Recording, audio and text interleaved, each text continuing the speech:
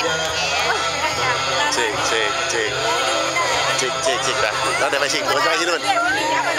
ฉีกย่อยที่นู่นเนาะนั่นแหละประเด็นแล้วฉีกย่อยเอาฉีกย่อยที่บ้านแบ่งที่บ้านที่แบ่งที่บ้าน